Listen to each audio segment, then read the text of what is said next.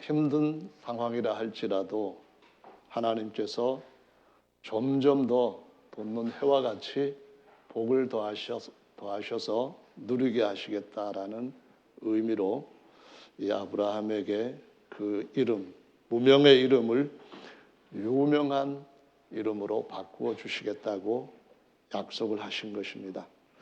성경에 보면은 하나님의 말씀을 기록한 이 위대한 성경에 아담이라고 하는 이름이 3번 정도 등장을 합니다. 첫사람 아담이니까 얼마나 중요한 사람이겠습니까? 그런데도 33번 정도 등장하고요. 그 외에도 보면은 아담이라고 하는 번역된 단어가 나오는데 아담한 옷을 입으며 아담하게 생겼다 이런 내용으로 3번 더 나옵니다. 근데 그것은 아담과 얼마만큼 연관이 있는지는 잘 모르겠고요. 노아는 당대에 엄청난 그 하나님의 심판에서부터 구원을 받았던 사람이고 제2의 인류의 조상이라고 일컬어지는 사람입니다. 홍수 때에 노아와 그의 자녀들 가족 6명이 구원을 받았거든요. 그런데 노아의 이름은 54번 정도 신구약 성경에 나오고요. 그 다음에 아브람의 이름은 아브람으로는 68번, 아브라함으로는 255회, 그래서 한 323회 정도가 나오고 있습니다. 근데 아브라함의 이름은 거기서 끝나는 것이 아니라 사실은 아브라함의 자손 다윗이라고 하는 수식된 이름으로 다윗의 이름이 신구약에 1043회 정도 나옵니다. 그리고 거기에다가 다시 아브라함과 다윗의 자손 예수 해서 예수라고 하는 이름이 신약에서만, 구약에는 아직 등장하지 않았죠.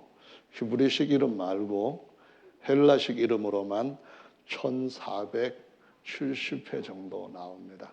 그러니까 아브라함의 자손 다윗, 아브라함의 자손 예수 이렇게 했을 때에 이 아브라함이라고 하는 이름은 그만큼 이 굉장한 성경책에서도 유명한 이름이 되었다라는 사실을 보여주시고 있습니다. 물론 성경에서 가장 많이 등장하는 이름은 하나님의 이름입니다. 처음에 하나님이 모세에게 나는 의혜다라고 말씀하셨는데 이 말은 영어로는 I am이라고 번역을 하고요. 히브리어로 기록된 구약 성경을 헬라어로 번역한 70인역 성경에서는 에고 에임이라고 하는 말로 번역을 합니다. 이것도 신약에서도 헬라어로 에고 에임이라고 번역을 하는데 어떤 명칭을 그대로 음을 따라 하지 않고 이것을 풀어서 그 해당되는 언어로 번역을 할 때 이것은 성함이라고 하기보다는 직함을 의미하는 경우가 됩니다. 그러니까 히브리어로 하나님을 엘로힘이라고 하는데 이것을 헬라어로는 데우스라고 하고 영어로는 가드라 하고 우리말로는 하나님 이렇게 번역을 하는 것은 명칭, 호칭이기 때문에 직함이기 때문에 그렇게 하는 것이죠. 그런데 그 하나님이 예흐예라고 하는 히브리 이름으로 알리신 다음에 4개 자음자로 된 성함을 알리셨습니다. 그래서 우리가 흔히 확실히는 알지 못하지만 야훼, 우리말로 표기로는 여호와 이렇게 한 것이 구약 성경에만 7030회 정도 나옵니다. 그런데 이것은 신약에서나 또 다른 성경에서도 그대로 음을 따라 그것을 발음을 합니다. 그 의미는 뭐냐 하면은 직함이라기보다는 성함이다라는 것을 가리키는 것입니다. 성경에 하나님의 이름이 예흐예, 직함으로서 있는 자 그런 의미와 또 야훼 또는 여호와로 이렇게 7030회 구약에서만 그렇게 많이 나오는 이유는 뭔가 하면은 본래 그 단어가 계신다 그런 말입니다. 이분이 살아서 계시는 분, 죽어서 계시는 것이 아니라 살아서 계시는 분이시고 그분이 언젠가는 그분의 계획에서 사람들한테 복이 되겠다 하는 되다라고 하는 의미를 가지고 그렇게 자기의 성함을 알리셨다는 것을 알 수가 있습니다. 그래서 그 하나님이 뭐라고 하는가 하면은 아브라함에게 내가 너의 이름을 창대케 해주고 유명하게 해주겠다라고 말씀을 하셨는데요. 실제로 이 아브라함의 이름 이것을 다른 종교와 연계시켜 가지고 살펴보면은 아브라함 대단한 사람이구나라는 사실을 알게 되죠. 구약에서 유대교는 아브라함의 혈통적인 후손들에게 하나님께서 세워주신 종교입니다.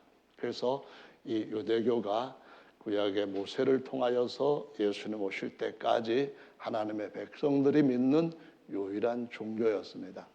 그리고 그 유대교가 장차 오실 예수님에 대해서 가르쳐 주신 모형과 그림자였기 때문에 예수님이 오시고 난 뒤에 예수교 또는 예수 그리스도교 또는 기독교가 등장하게 됩니다. 그래서 이 기독교도 유대인들, 혈통적인 유대인들과 그리고 특별히 아브라함의 믿음을 따르는 거듭난 이방인들로 구성원을 이루고 있습니다.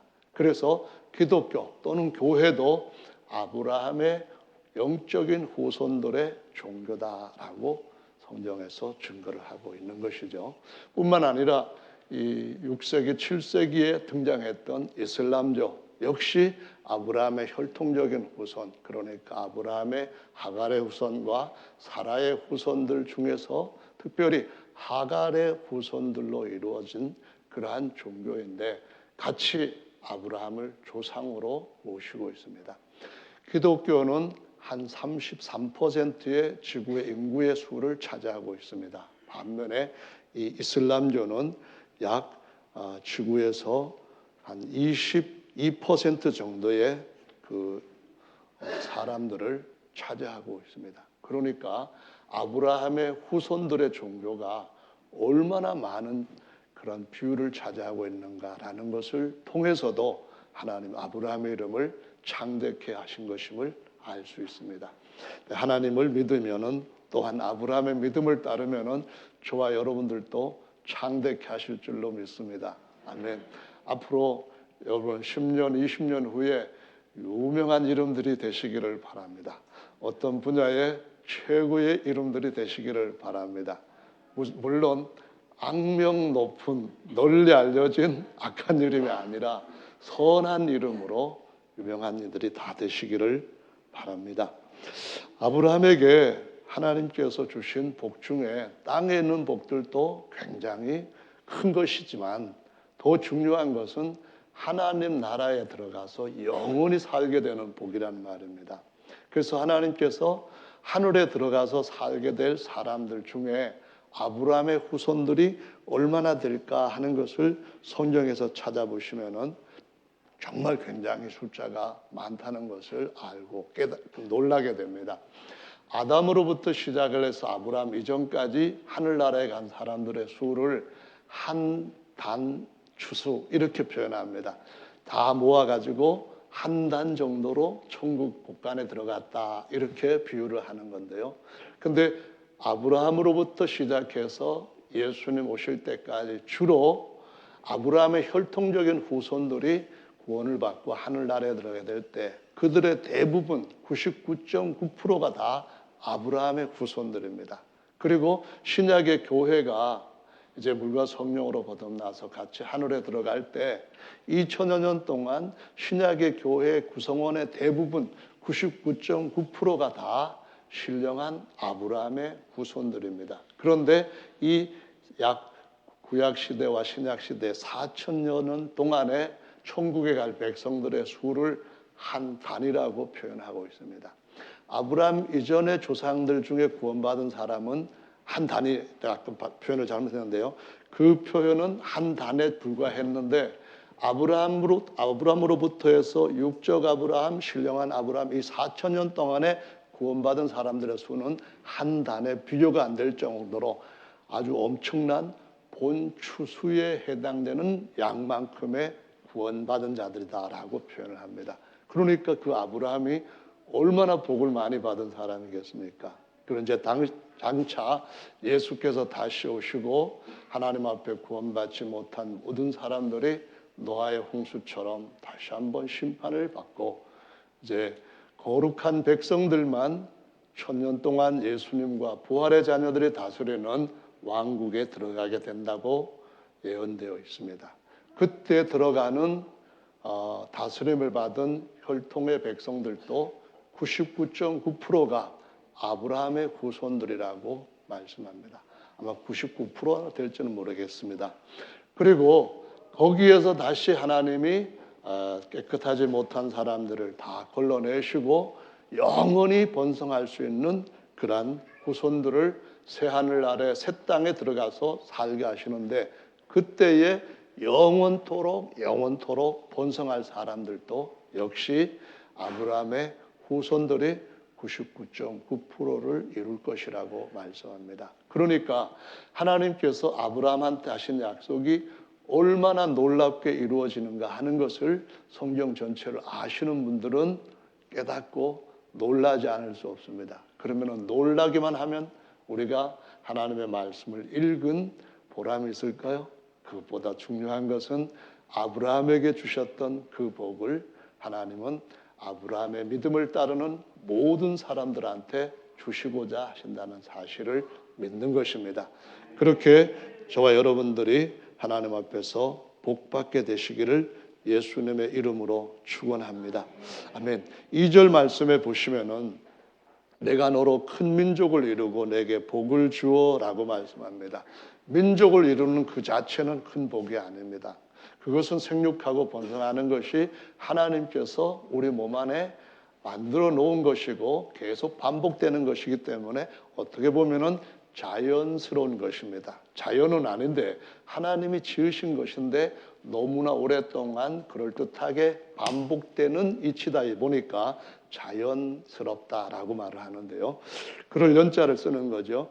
그런데 그들에게 그냥 사람만 많이 있는 그러한 아브라함의 후손들의 삶이 아니라 복받은 삶, 복을 누리는 사람들이 되게 하시겠다고 하시면서 내게 복을 주어라고 말씀을 하십니다. 여기 보면은 내게 복을 주어 내 이름을 창대케 하리니 너는 복의 근원이 될지라 라고 말씀을 하셨습니다. 그런데 이 2절에 복을 주어라고 하는 히브리어를 가지고 유대인들은 성경을 읽어왔습니다. 히브리어는 우리가 번역해서 한 가지 의미로만 전달되는 것과는 다르게 그 히브리어 자체가 또 다른 어떤 의미를 가지고 있는 단어들이 많기 때문에 히브리어를 읽는 이 유대인 성경 독자들은 이 단어가 의미가 뭘까 하는 것을 자연스럽게 생각할 수밖에 없게 됩니다. 그래서 우리도 그런 점에서 이 단어가 히브리어로 바라크라고 하는 단어를 썼는데 어떤 의미일까 하는 것을 사전상으로라도 알아보는 것이 좋은 교육이 될 수가 있다는 것입니다.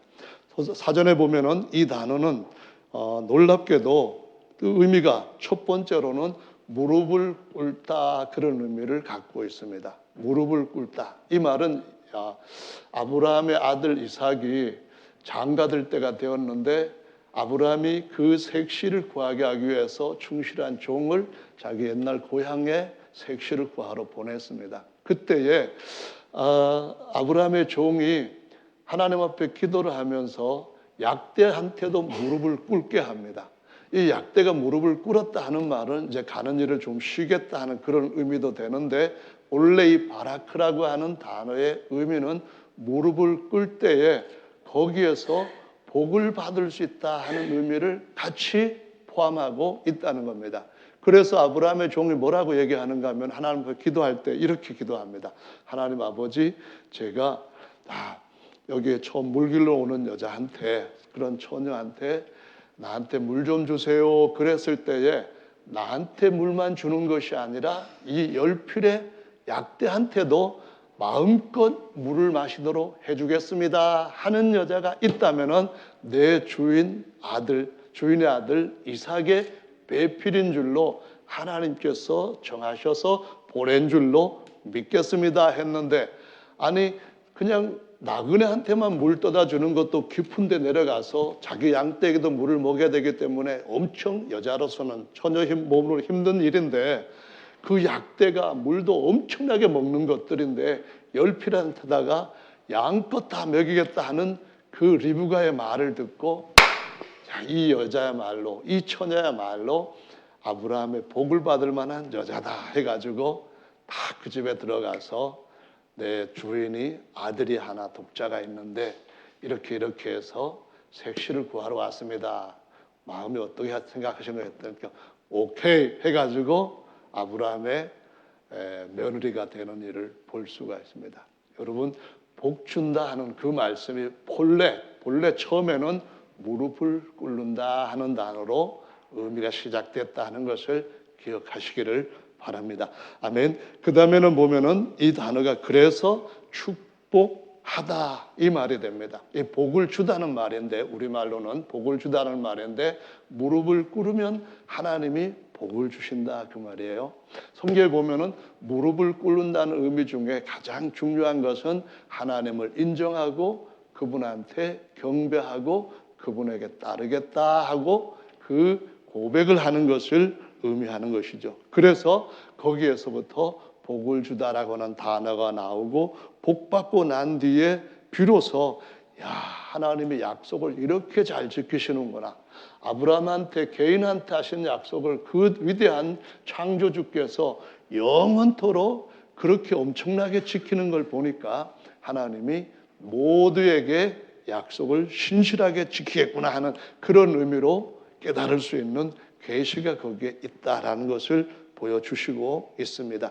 성경에 보시면은 여러분이 이사야 45장 21절의 말씀을 기억하실 겁니다. 거기 보면은 너희는 고하며 진술하고 또 피차 상의하여 보라. 이 일을 이전부터 보인 자가 누구냐? 나 야훼가 아니냐? 나는 공의를 행하며 구원을 베푸는 하나님이라. 나 외에 다른 신이 없느니라. 그러면서 하시는 말씀이, 내게 어디에 있든지 내 말이 나가서 내 의로운 말을 듣는 사람들은 내게 모든 무릎이 꿇겠고 모든 혀가 맹약하리라 하였노라. 이런 말씀을 하십니다. 이 말씀이 나중에 아브라함의 진짜 완전한 후손으로 오신 예수 그리스도께서 지극히 자기를 낮추시고 예수 그리스도의 마음을 품고 사람들한테 섬기는 종의 일을 십자가에서까지 하셨기 때문에 뭐라고 말하는가 하면은 모든 무릎으로 예수의 이름 앞에 꿇게 하시고 그 입으로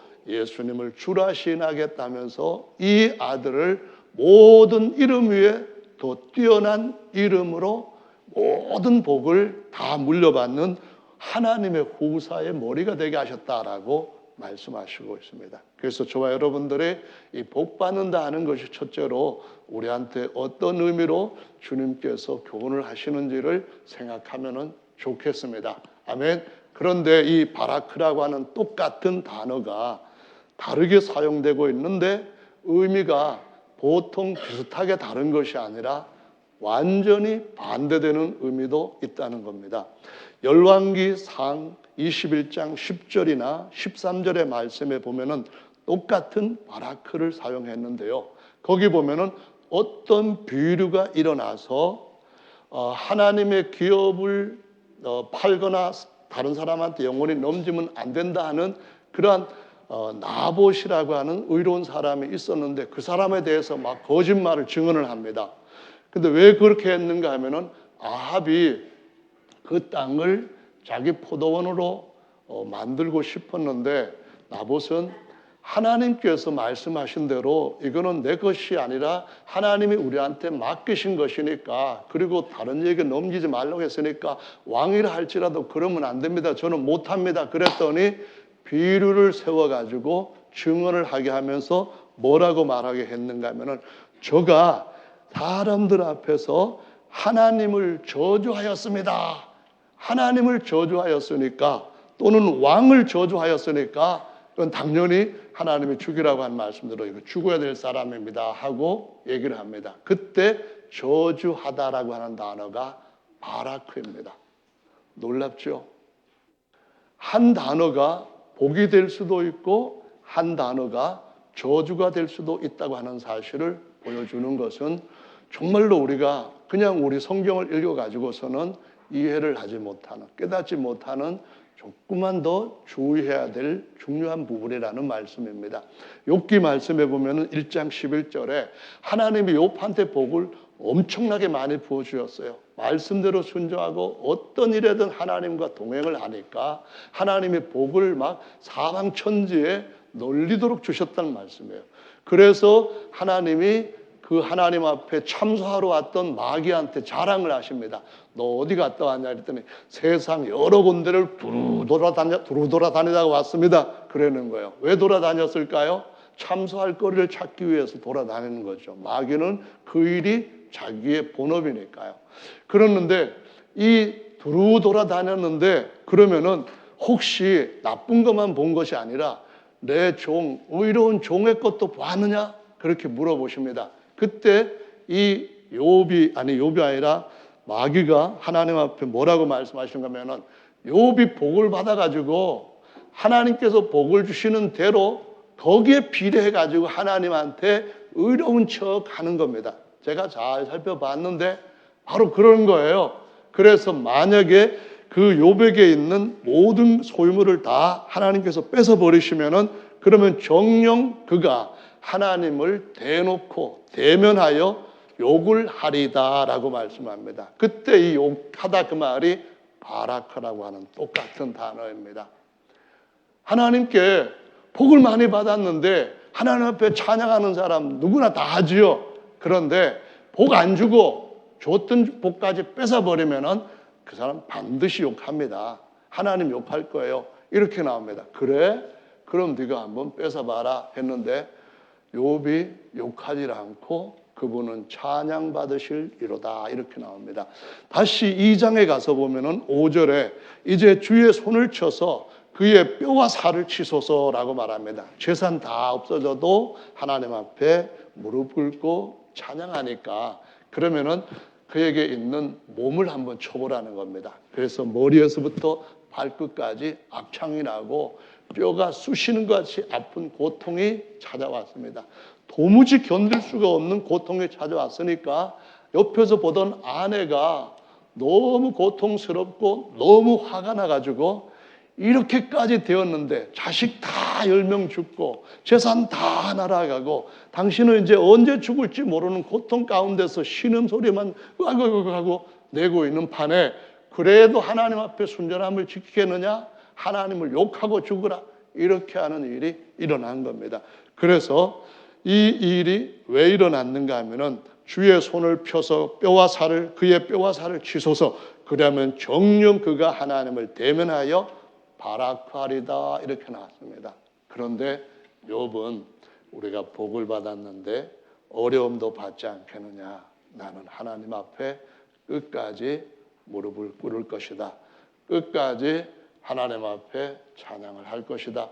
끝까지 하나님은 복이시라고 인정할 것이다. 이러한 믿음을 가지고 결국에는 욥기 42장에 기록된 말씀을 보면은 갑절의 복을 받은 것을 볼 수가 있습니다. 다 하나님이 회복시켜 주시고 더 갑절의 복을 받았다라고 말씀을 하고 있습니다. 할렐루야.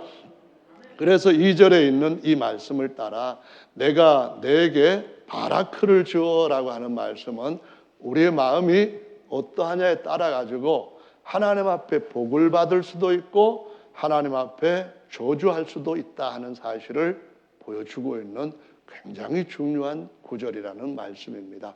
그래서 그 다음 2절에서 그 다음 뭐라고 하셨는가 하면은 너는 복의 근원이 될지라 그랬는데 이 복의 근원이라고 하는 말이 본래 무슨 의미냐 하면은 히브리어로는 바라크에서 나온 베레카입니다. 이 말은 다른 말로 하면은 저주 이런 것이 없이 복, 그 다음에 복을 주는 것 그런 말입니다. 근원이라는 말은 우리 번역에서 덧붙인 겁니다. 너는 다른 사람한테 복이 된다. 복동이라는 겁니다. 너는 다른 사람한테 복이 된다. 복순이라는 겁니다. 어디를 가든지 신명기 28편의 말씀, 28장의 말씀처럼 들어가도 복을 받고 나가도 복을 받고 떡반죽 그릇이 복을 받고 우양의 새끼가 복을 받고 들판에 있는 여러 가지 것들이 복을 받고 다 하나님 앞에 제대로 바라크하면은 하나님께서 복이 되게 한다, 이렇게 말씀을 하시는 겁니다. 여러분, 다른 사람한테 복이 되는 것이 하나님께서 우리 모두에게 세우신 뜻인 줄로 믿으시면 아멘 하시기를 예수님의 이름으로 축원합니다. 할렐루야. 그래서 너는 다른 사람한테 복이 되고 복을 너만 받는 것이 아니라 받은 복을 옆에 더 멀리 다른 이에게 모든 민족에게까지 나누어 주는 복의 통로가 된다. 그래서 이 복을 주는 자라고 하는 의미가 히브리어로 베라카라고 하는 단어로 사용이 되고 있다라는 말씀입니다. 그래서 여러분, 복 많이 받으셔서 복을 아직 받지 못한 분, 복을 받아야 되는데 아직 그것을 모르는 분한테 이렇게 복을 받으면 하나님께서 기뻐하십니다 하고 복의 샘플이 되시기를 예수님의 이름으로 축원합니다. 할렐루야. 아멘. 자, 3절에 있는 말씀을 보시면은 너를 축복하는 자에게는 내가 뭐를 한다고요? 축복하는 자에게는 복을 주고 너를 하는 자에게는, 저주하는 자에게는 내가 저주를 하겠다, 이 말씀을 하십니다. 너를 축복하는 자, 무슨 축복하는 자예요? 그 베라크하는 자입니다. 그러니까 이거를 어떻게 하느냐에 따라 가지고 우리가 삶이 달라진다는 겁니다. 너와 너 후손들한테 어떻게 해요? 베라크 하는데 사단 마귀가 하는 것처럼 그렇게 할 것인지, 아니면은 하나님의 백성 아브라함이나 욥과 같이 다른 사람들한테 그렇게 할 것인지, 그 차이가 우리에게 굉장히 다르게 나타난다는 것을 보여주시고 있는 거거든요. 여러분, 믿으십니까? 여기 보시면 이제 또 한 가지가 재미있는 히브리어 의미가 있습니다. 여기 보면은 3절에서 너를 저주하는 자에게는 이라고 말했잖아요. 저주. 이 저주한다고 하는 단어가 우리 성경으로는 그냥 커스한다. 그러니까 막 빌어먹을, 그러면은 진짜 먹을 걸 없어서 빌어먹을 하는 저주잖아요. 가다가 뒤져버려라, 이거 저주잖아요. 뭐 이런 식의 저주라는 의미가 아니고, 원래 앞에 있는 저주라고 번역한 단어는 이것이 사전을 보면은 다르게 뒤에 있는 단어가 기록되었어요. 칼날이라고 하는 단어로 앞에 저주하는 자는, 이렇게 자에게는 할 때 저주라는 히브리 단어를 썼는데요. 이 단어가 갖는 첫 번째 의미가 뭐냐면은 하찮다라는 의미입니다. 하찮다, 그 말은 무슨 뜻이에요? 아이고, 별거 아니다, 이런 얘기죠. 그리고 시시하다, 보잘것없다, 가볍다, 조급하다, 뭐 이런 의미로 이 칼날이라고 하는 단어를 쓰고 있다는 겁니다. 다시 말하면은 하나님께서 아브라함을 보실 때에 아브라함과 그 후손들을 누군가가 대하기를 존대하게 대할 것인가, 아니면 하대할 것인가, 아니면 무시할 건가, 이 부분을 지금 주님이 말씀을 하시고 있다라는 것입니다. 그래서 인간들을 하나님이 존중하게 생각하셔서 존귀한 자로 관을 씌우시려고 존귀와 영광의 관을 준비하셨는데, 그런 인간들이 스스로 점점점 자기 자신을 비하시키고 자기 자신을 무시해서, 하나님은 하나님의 형상으로 지으신 사람들을 무시할 때 형상인 자기를 무시한다고 생각하는 겁니다. 옛날에 어떤 저주를 할 때에 화상으로 이렇게 앞에다가 세워놓고 그림을 그려놓고 거기다가 오른손으로 쏘지 않고 왼손으로 화살을 쏘아서 저주를 했습니다. 성경에 보면은 오른손으로 우편에 앉힌다는 굉장히 중요한 의미가 있기 때문에 오른손은 옳다, 의롭다, 강하다, 여러 의미 좋은 것들이 있지만은 왼손은 그렇지 않는 겁니다. 다시 말하면은 복이라면은 저주, 이런 것인데요. 이렇게 화상을 그려놓고 활을 쏘는 이유가 뭡니까? 그 사람과 그 그림을 하나로 생각을 하는 겁니다. 저 사람 얼굴에다가 왼손 화살을 쏴대면 그 사람 저주받는다 했기 때문에 그렇게 하는 거거든요. 하나님은 우리 모두를 다 어떤 존재로 지으셨는가 하면은 하나님의 모든 걸 나타낼 형상의 모형으로 일시 지으셨습니다. 언젠가는 하나님의 아들 그리스도와 같은 형상이 되도록 하기 위해서 우리를 지으셨다는 말씀이에요. 믿으십니까? 아멘. 그러면 하나님의 형상을 보고 야고보가 말한 것처럼 입으로 찬물도 나오고 뜨거운 물도 나오고 입으로 단물도 나오고 입으로 쓴물도 나올 수 있느냐? 네가 한 입으로 하나님의 형상으로 지음받은 사람을 저주하니 하나님 앞에 범죄하는 것이다 라고 말씀을 하고 있는 것입니다. 저거 여러분들이 만약에 제 사진을 어디 집에다가 걸어놓고 거기다가 뭐 침을 탁 뱉었거나 아니면 갖다가 껌딱지를 막 이렇게 붙여놓으면 만약 제가 가기 전에 다 떼내시기를 바랍니다. 만약 제가 그거를 본 날 저는 아마 머리가 10개쯤은 더 빠질 것으로 생각됩니다. 중요한 것은 하나님의 형상을 세상 사람들은 가볍게 본다는 겁니다.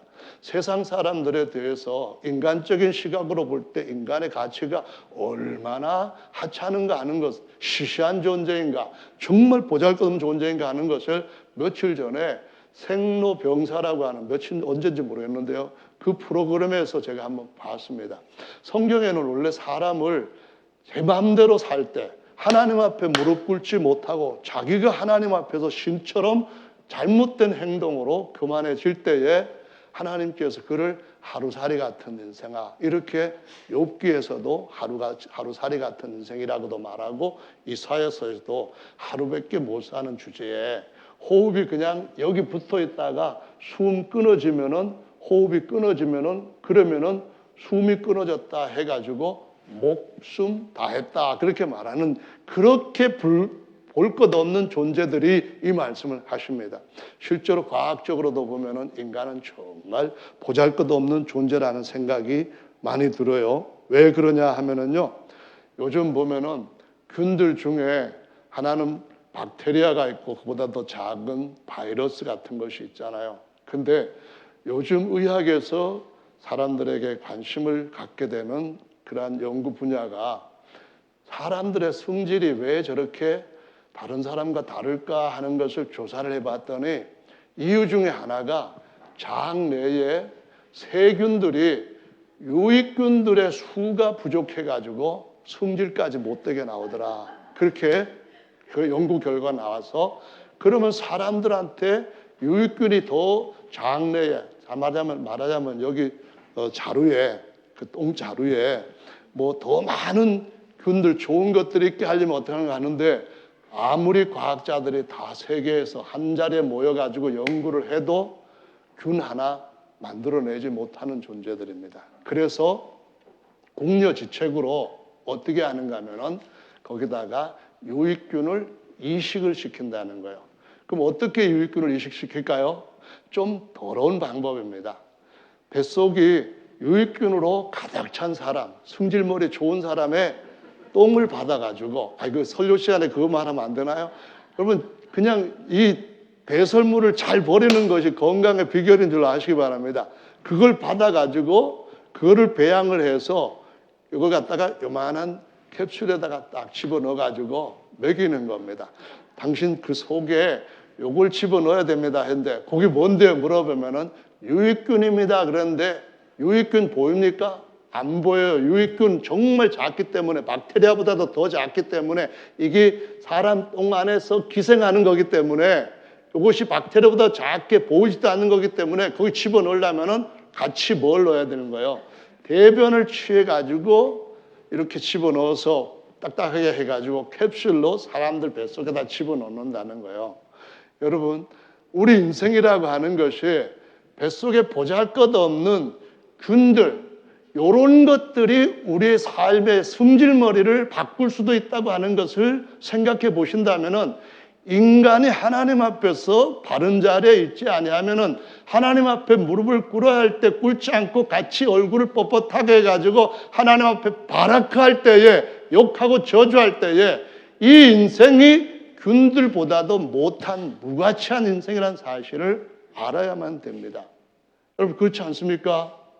제 생각에는 여러분 여기에서 다들 뱃속에 균 없는 분들은 한 분도 없는 것 같은데요. 균의 도움을 받고 살아가는 저와 여러분 인생이라고 한다면은 교회 안에서 다른 형제들의 도움도 받고 살아가야 영적으로 건강하게 된다 하는 사실을 잊어버리지 마시기를 바랍니다. 여기 영적으로 건강한 군들이 아닌 하나님의 영으로 가득한 사람들이 서로 소통하고 서로 기도하고 서로 하나님의 받은 은혜를 나눌 때에 더 하나님 앞에서 건강한 삶을 살게 되는 줄로 믿습니다. 그래서 성도 여러분, 우리 모두는 다 누구의 도움이 필요한가 하면 첫째, 복이신 하나님의 도움이 필요합니다. 복을 받기 위해서는 그분 앞에 바라크를 해야 됩니다. 그분 앞에 바라크를 하면은 그것이 우리의 복이 되어서 우리 삶 가운데 창성케 하는 역사가 일어나게 되는 줄로 믿으시길 바랍니다. 하나님께서 이 약속을 아브라함한테 주셔서 첫사람 샘플로 세우려고 하셨을 때 아브라함은 단신이었습니다. 혈혈단신이에요. 그리고 그 아내도 결혼을 잘했는지 못했는지 잘 모르지만은 나이가 60세 넘었는데도 불구하고 너무 예뻐가지고 이방 왕들까지 탐을 낼 정도로 얼굴 보고 결혼했는지 모르겠지만은 결혼하고 보니까 아기를 낳을 수 없는 결함이 있었습니다.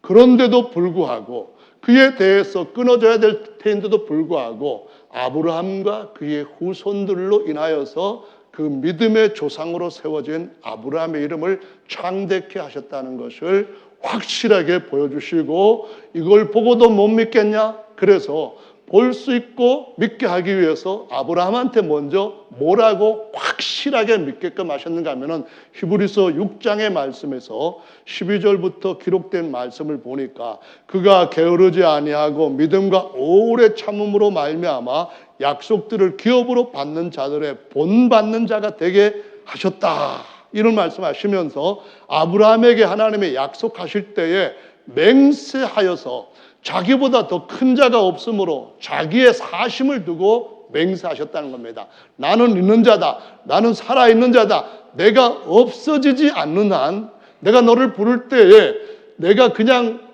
나무 토막처럼 돌덩이처럼 그냥 가만히 있는 것이 아니라 살아있는 엘샤다이 전능자가 너에게 약속한다.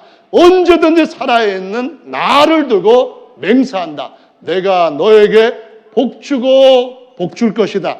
내가 너를 번성케 하고 번성해 할 것이다. 이렇게 말씀하시면서 하나님이 거짓말 하실 수 없는 전능자이신데 두 가지 것에 대해서 절대로 부인하실 수 없다는 거예요. 첫째로는 약속하셨다는 거, 두 번째로는 자신의 사심을 두고 맹세하셨다고 하는 거. 그래서 지금도 하나님이 살아계신다고 한다면 그 약속이 지금도 기록된 대로 여러분 앞에 펼쳐져 있다고 한다면은 여러분은 아브라함이 복받은 것을 반드시 믿으시고 복 주시고 번성케 하시는 하나님을 믿으시기를 바랍니다.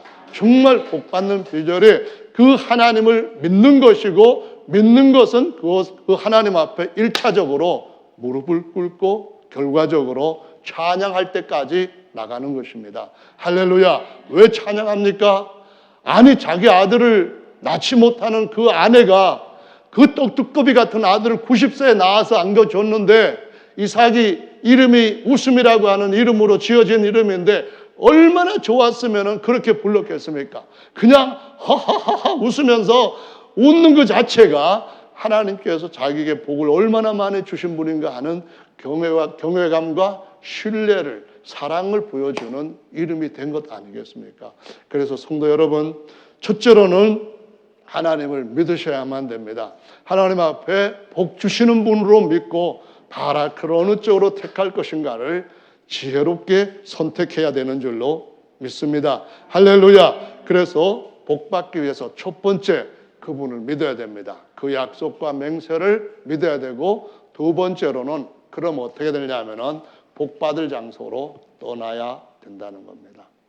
여러분, 복을 받지 못하고 저주받을 사람들이 있습니다. 저주받을 사람들 중에 보면은 아까 말씀을 드렸던 것처럼 바라크를 저주라고 하는 의미로도 그 읽을 때 이해가 되는 것인데 문구를 보고 문장을 보고 이 단어의 앞뒤를 살펴보고 이게 하나님 앞에 무릎을 꿇는 거구나, 복을 받는 거구나, 찬양하는 거구나, 이걸로 선택을 하든지 아니면은 헐하든가 욕을 하든가 비난하든가 이거를 할 것인가 선택이 이어지는데요. 복을 받지 못하고 저주받은 사람에 대해서 사탄 마귀, 아까 욥기 1장에서나 2장에서 나왔던 그 사단이 했던 그것 같이요. 마태복음 25장 41절에 보면은 뭐라고 말씀하시는가 하면은 양과 염소의 그 비유로 말씀하시고 난 뒤에 이들에게 한 것이 나한테 한 것이다. 이들에게 잘했으면 나한테 잘한 것이고 내 형제들한테 잘못했으면은 나한테 잘못한 것이다. 그러면서 나한테 잘못한 자들아, 아니 니들 생각에는 나한테 한 것으로 생각하지 않겠지만은 나한테 잘못한 자들아, 마귀와 그 추종자들을 사자들을 위하여서 준비한 영영한 불에 들어가라 할 때 그때 그 단어가 나옵니다. 저주를 받은 자들아.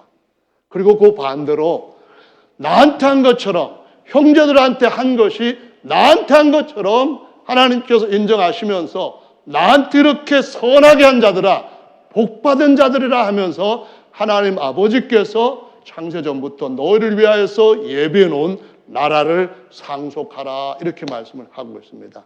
성도 여러분, 그래서 복받지 못할 자리에서부터 떠나야만 복을 받게 되는 줄로 믿으시기 바랍니다. 하나님이 아브라함한테 복의 근원이 되게 하시기 위해서 어떻게 했어요? 갈대 우르에 우상 숭배하는 자들, 자기가 신이라고 하는 자들, 거기에서부터 나와서 하나님 앞에 경배하게 하신 겁니다. 그때 뭐를 떠나라고 했는가 하면 첫째 12장 1절의 말씀에 보면은 본토, 친척, 아비집 이렇게 나옵니다. 본토는 구약에서 아브라함한테 말씀하시면서 모형과 그림자로 보여주신 겁니다. 우리가 하나님 앞에 복 받기 위해 가지고 부산 살다가 아니면은 저기 제주도로 가야 복 받는다. 그러한 하나님의 지식은 없습니다. 물론 특이한 경우에 그럴 수도 있지만 이것은 신령한 아브라함의 후손들한테 신령한 의미로 먼저 육적인 그림자 모형으로 주신 거거든요. 그러면 본토 떠나는 거 뭡니까? 이 세상은 내 집이 아니다 하는 겁니다. 우리 모두가 이 세상에 속하여 살지만은 언젠가는 아브라함이 보여주었던 것처럼 내가 돌아가야 할 본향은 갈대 우르가 아니라 하나님께서 지으시고 경영하시는 터가 있는 하늘의 예루살렘 성이다, 평강의 성이다, 평화의 성이다, 화평의 성이다, 이렇게 하면서 나그네와 외국인으로 살았다, 그렇게 증감해 살았다, 그렇게 말씀합니다. 저와 여러분들은 언젠가는 이 세상을 떠날 자들입니다. 그래서 우리의 삶에 하나님께서 진정한 복을 영육간의 땅에서와 하늘에서 받게 되려면 어떻게 해야 되는가 하면 세상에서 영주할 것처럼 생각하면 안 된다는 겁니다. 목표와 하는 일들이 세상에 집중되어 있고 세상에 편중되어 있고 세상에 그냥 그대로 기울어져 있다고 한다면 거기에 복이 없는데 어떻게 복을 받을 수가 있겠습니까? 그러므로 하나님 앞에 우리는 하나님이 경영한 도성을 향하여서 믿음으로 자꾸 더 가까이 나가야만 되는 줄로 믿으시기 바랍니다. 그 다음에 친척이 있습니다. 친척 중에는 마지막에 버려야 할 것이 롯이었습니다. 왜냐하면 롯은 자기의 조카였거든요. 이 친척은 우리가 하나님 믿게 되면, 예수님 믿게 되면 남편도 버리고 그리고 아버지 어머니도 버리고 뭐 자식들도 다 버리고 오직 나한테는 예수님밖에 없다, 그렇게 하는 바보 같은 믿음을 가지라고 말씀하시는 것이 아닙니다. 성경은 말씀하시기를 우리가 이 육체가 아담의 범죄로 인하여 그 아담의 세포 안에서 같이 범죄했기 때문에 언젠가는 하늘로 올라가기 위해서는 이 세상을 떠나지 않으면 못하는 것처럼 언젠가는 이 몸이 영원히 죽지 않은 부활의 몸을 입기 위해서는 이 육체에 대한 것을 벗는 법을 배우면서 살아야 된다는 것을 가르쳐 주시고 있는 것입니다. 언젠가는 모든 것 위에 신령한 하나님의 영광의 형상으로 세워지기 위해서는 날마다 육체에 대한 것들을 십자가에 묶는 십자가에 못 박는 신령한 삶으로 신령한 제사를 드리는 삶을 살아야 된다는 것을 의미하는 겁니다. 이 말은 우리의 목적이 육신적으로 관계된 것들, 우리의 하는 방식이 육신적으로 이 육체를 위하여서 육체 방법으로 그런 것들을 하나하나 부인하고 오직 하나님 앞에 무릎을 꿇고 하나님의 인도하심과 하나님의 도우심을 우선으로 중심으로 살아갈 때에 하나님 우리 삶 가운데 복 주지 않으실 수가 없다 하는 사실을 보여주시고 있는 것입니다. 여러분, 손해가 절대로 아닙니다. 먼저 그의 나라와 그 일을 구하면은 주님이 이 땅에서 사는 동안에 여행자에게 필요한 모든 것들은 때를 따라서 그 사자를 통해서 공급하실 것이라고 약속하셨습니다. 내가 너에게 영육간에 복 주고 내가 너를 영육간에 그냥 복이 그만큼 됐다 그러지 않고 번성케 하고 창대케 하겠다 이 약속하신 것을 첫째로는 믿는다고 한다면은 떠날 것들을 떠나고 부인할 것들을 부인하고 버릴 것들을 버리고 오직 악인의 꾀를 쫓지 않고 하나님의 지혜와 하나님의 카운셀링을 선택하는 사람이 영원한 복을 누리게 될 줄로 믿으시기를 바랍니다. 아멘. 아비 집을 떠나라고 하는 말씀은 우리가 육신적으로 아비를 떠나는 것이 아니라 원래 아브라함의 아버지가 우상을 숭배하는 자로 타락을 해버렸습니다. 그래서 내 육신의 아버지보다도 먼저 내 중요한 영의 아버지를 따라가야겠다 이렇게 선택을 하고 삶을 바꾸는 겁니다. 유대인들은 예수님을 거절했을 때에 예수님이 하시는 말씀이 너희가 한 분 하나님을 아버지라고 믿지만은 내가 너희들을 위하여서 고아와 같이 버려주지 않고 너희들을 찾아왔는데 나를 부인하고 나를 십자가에 못 박고 나에게 대해서 저주를 하고 그런다고 하는 것은 너희 아비가 마귀이기 때문이다 이 말씀합니다. 침례 요한이 바리새인들이 침례받는 장소 오는 걸 보고 독사의 자식들아 어떻게 너희가 임박한 진노를 피할 것 같으냐 이제 도끼가 나무 뿌리 위에 얹혔으니 뿌리까지 찍어가지고 불에 집어넣을 거다 이 말씀하셨습니다. 예수님의 제자들과 예수님께서 참된 것들을 가르치셨을 때 예전에 그 모든 것들을 그림으로 이제는 정말 더 완전한 것을 주시려고 하시는데 제사장들, 서기관들이 거절했을 때에 예수님들도 독사의 자식들아 이렇게 책망했던 걸 볼 수 있습니다. 문제는 우리 생각 속에 사탄 마귀가 하나님 앞에 참소할 뿐만 아니라 우리한테는 끊임없이 두루 돌아다니면서 유혹을 한다라는 말씀입니다. 그래서 하나님 앞에 유혹을 받지 않으려면은 아버지가 있는 자들처럼 살아야 됩니다. 하나님이 우리 아버지인 것처럼 알고 그 안에서 게으르지 말고 믿음과 오래 참음으로 하나님 앞에 신뢰로 계속 나갈 때에 하나님은 반드시 복 주시는 줄로 믿으시기를 예수님의 이름으로 축원합니다. 성경 말씀을 보니까 아브라함과 롯이 이제 분리하게 되었습니다. 둘이 싸웠거든요. 목자들이 서로 내 땅이 더 풀초장이 좋으냐 아니면 저 초장이 더 좋으냐 싸움을 하니까 아브라함이 조카한테 말합니다. 네가 먼저 선택해라. 네가 우쪽 택하면 나 왼쪽 하고 네가 오른쪽 하면 나 왼쪽 하겠다. 그랬는데 롯이 눈을 들어서 보았더니 소돔과 고모라 쪽의 땅이 하나님의 동산처럼 쫙 초장이 널려 있어서 목축하는 직업으로서는 최고다 하고서는 삼촌 제가 여기 하겠습니다. 좀 죄송하지만 제가 여기 하겠습니다. 삼촌이 먼저 얘기했잖아요. 제가 약속 지키세요. 그랬을 때에 남은 땅은 보잘것없었습니다.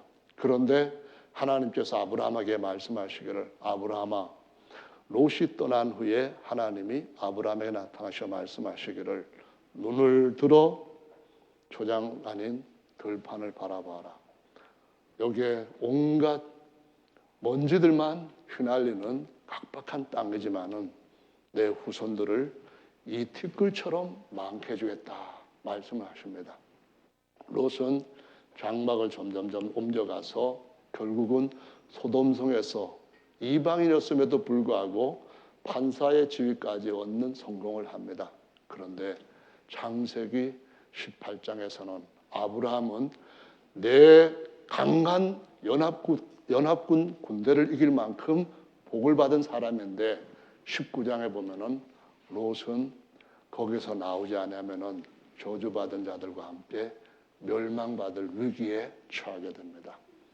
결국 아브라함의 기도를 통해 가지고 거기에서 두 천사가 가서 강제로 끌고 나옵니다. 손에 들고 나온 것이 없이 그냥 천사들이 딱 손만 잡고 나옵니다. 나오다가 중간에 롯의 아내가 아이고 저렇게 많은 고생해서 얻은 거 다 어떻게 되는 거 아니야? 이거 우리가 지금 따라가는 것이 뭔가 홀린 거 아니야? 이거 지시를 하는 것 같은데 들어가기는 겁나고 가까이 멀리 가기는 이건 또 싫고 중간에서 바라보다가 소금 기둥이 되었다라고 말씀합니다. 그런데 그 도성에 그 사람들의 생각이 어땠는가를 보시기 바랍니다. 롯은 소돔 사람보다는 의로웠지만은 거기서 살다 보니까 그 생각, 그 마인드가 그대로 젖어들게 됩니다.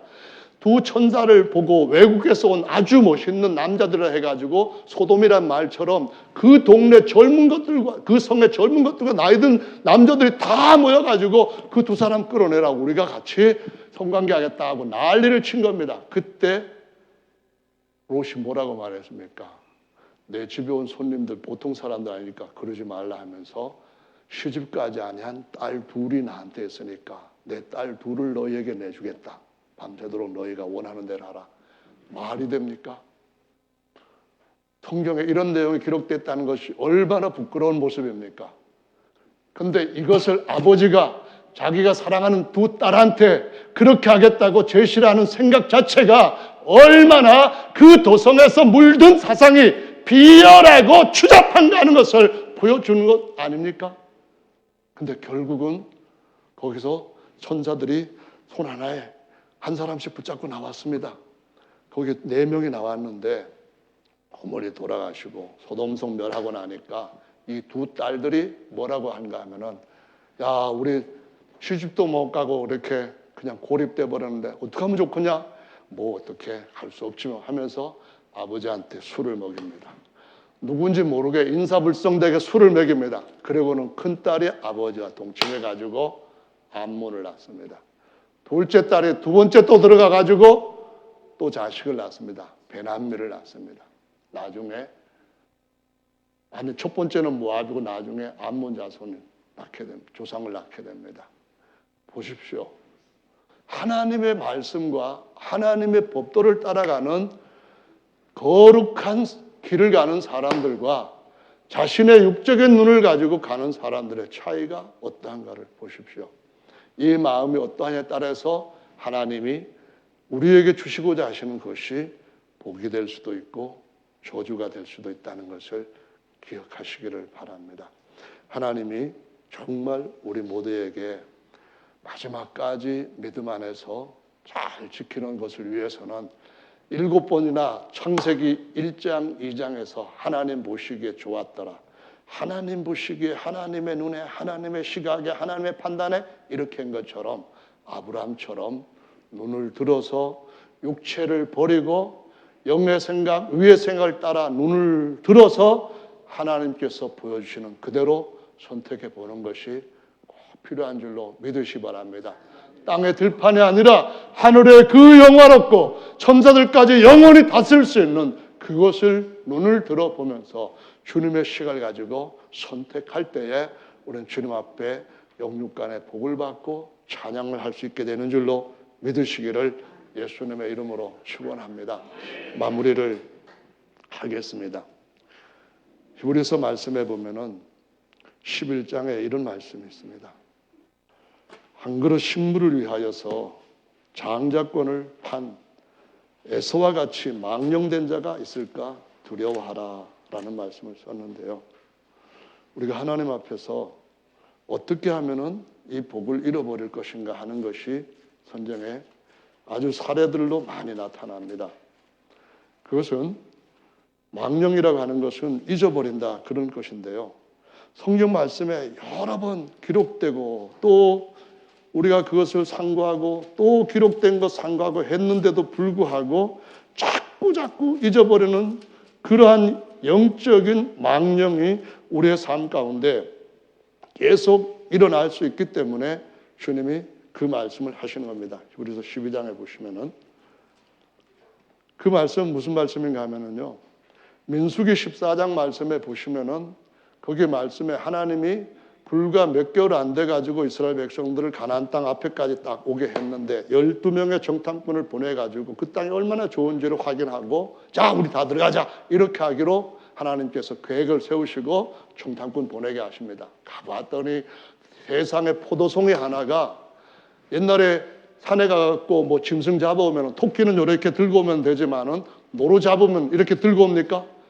어깨에 이렇게 둘이서 장대 메고 오지 않습니까? 포도송이 하나가 이렇게 메고 올 정도로 좋은 땅이었는데 그럼에도 불구하고 그럴지라도 우리가 우리 자신을 볼 때 메뚜기 같고 그들은 아주 견고한 성이 있고 그들은 무기도 아주 굉장히 좋고 그들은 장대 같은 아주 대단한 큰 사람들만 뿌리고 뭐뭐뭐 하면서 다 뭐라고 얘기하는가 하면은 안 된다, 안 된다, 못 들어간다. 이렇게 큰소리로 울고 불고 원망하고 불평했던 것을 볼 수가 있습니다.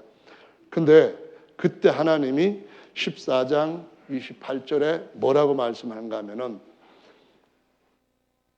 그들에게 이르시기를 야훼 말씀에 나의 삶을 가리켜 맹세하노라. 너희 말이 내 귀에 들린 대로 내가 너희에게 행하리니.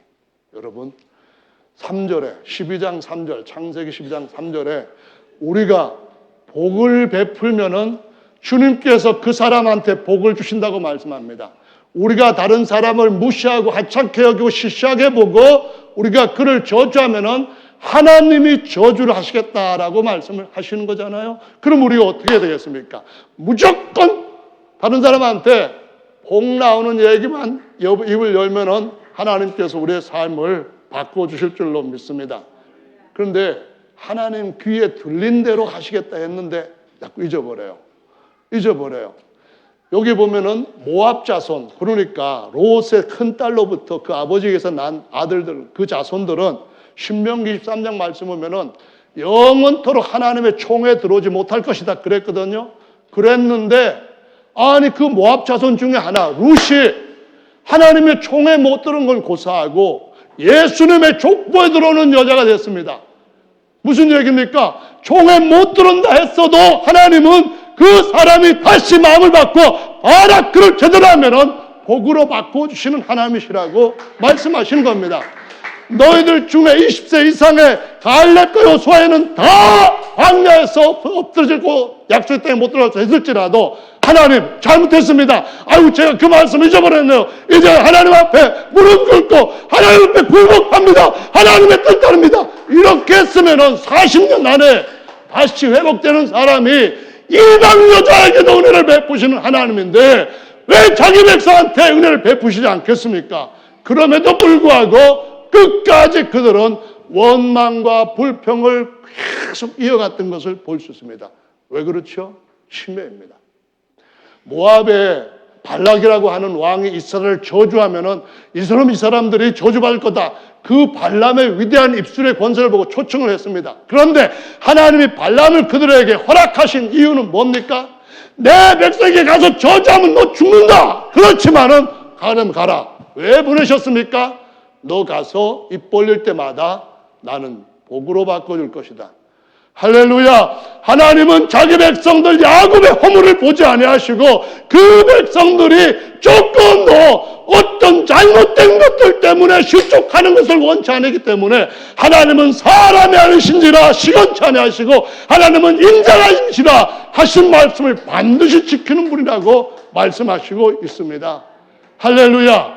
그래서 입술이 어떠냐에 따라 가지고 하나님 앞에 복 받을 수 있는 비결이 가장 가까이 있는데 손보다도 가까이 여기에 있는데 우리가 이것을 어떻게 쓰느냐에 따라 가지고 달라지는 줄로 믿으시기 바랍니다. 원망하다 이 단어가 히브리어로 룬입니다. 오늘 너무 많이 히브리어를 내다 보니까 좀 죄송한 마음이었는데요. 단어가 뭔가 그거는 잊어버려도 됩니다. 하여간 룬이라고 하는 이 단어의 의미가 첫째로 뭐냐 하면은 투숙하다, 묵다, 밤을 지새다. 그 다음에 나오는 의미가 불평하고 원망하다 그 뜻입니다. 이 말이 무슨 말로 이렇게 전이가 되는가요? 첫째로는 악한 생각들이 마귀가 우리 안에 쏠 때에 하나님 앞에서 제대로 무릎을 꿇지 않을 때에 여기 악한 생각이 투숙하게 됩니다. 여기에 사단 마귀가 예수님을 팔려고 하는 생각을 유다한테 넣었더니 나중에는 유다가 사단까지 그 안에 받아들여서 태어난 자가 아니었더라면 좋았을 걸 하는 그러한 상태로 끝내는 걸 볼 수 있게 됩니다. 우리 마음속에 감사가 들어오게 해야 됩니다. 우리 속에 사단 마귀가 하나님 앞에 참사하기 위해서 주는 여러 가지 원망과 불평이 들어오지 않도록 믿음의 방패를 세워야 되는 줄로 믿으시기 바랍니다. 주님은 우리에게 아브라함의 복을 계속 넘치게 주시기를 원하신다고 믿습니다. 그분만이 일향 미쁘시고 완전 선하신 분이시기 때문에 오늘 저는 그분의 말씀을 다 대언하지를 못하지만은 여러분이 그분의 선하심을 체험해서 더욱더 많이 알아가시고 그 가운데서 잊어버릴 것은 잊어버리고 창대케 할 것은 창대케 하시기를 예수님의 이름으로 축원합니다. 오늘 이 말씀 전하고 난데 여러분 또 잊어버리실지도 몰라요. 이게 망령이라고 하는데 요즘 말로는 치매입니다. 제가 들은 얘기인데 어떤 분이 자기 부모님이 너무 치매로 인하여서 자식들한테 어려움을 끼치고 보낸도 힘든 걸 보고 70대 어머님 나이대가 되면은 세상을 빨리 끝을 내기 위해서 지금부터 50대 얼마 중반쯤 되는 분들 같은데 지금부터 이것저것 수면제를 모아서 그때 같이 복용하겠다. 그런 얘기를 실제로 했다고 합니다. 치매는요, 망령이라고 하는 이 말은 요즘에 육체적으로 굉장히 무서운 질병입니다. 근데 영적으로 무서운 치매도 있습니다. 끊임없이 말해도 끊임없이 잊어버리는 겁니다. 그래서 치매 환자인데 어르신 이거 하면 안 돼요. 그러면은 그 다음에 또 하십니다. 10번 해도 또 똑같이 합니다. 처음에는 알았어요. 하고 또 합니다. 처음에는 그러다 보면은 이거 나를 무시하는 거야? 이런 생각이 나면 짜증도 나고 나중에는 막 화가 나고 나중에는 돌 것 같습니다. 근데 영적으로 말씀을 아무리 얘기해도 마귀들이 훔쳐가면 치매에 걸립니다. 조금은 반짝했다가 모르거든요. 그럴 때에 같이 고통을 안 받으려면은 자기도 같이 잊어버린 겁니다. 무슨 얘기냐 하면은 지난주에 설교했잖아. 나 안 한 것 같은데 또 하는 겁니다. 하지 말라 했는데도 또 하니까 설교도 또 마찬가지로 안 한 걸로 생각하고 또 하는 겁니다. 또 다음번에 또 잊어버리면은 안 한 걸로 생각하고 또 하는 겁니다. 그러다 보면은 주님 오실 때 올 것이고 반짝이라도 주님 앞에서 끝까지 남다 보면은 주님 우리에게 은혜를 베풀어 주실 줄로 믿습니다. 어쨌든 주님 우리 영육간에 번성케 되시기를 원하십니다. 잊어버려야 할 것들은 잊어버리지만 창대케 하실 것들을 창대케 하시는 길로 나가시는 저와 여러분들 되시기를 바랍니다. 다 같이 잠시 동안 기도하는 시간 갖겠습니다.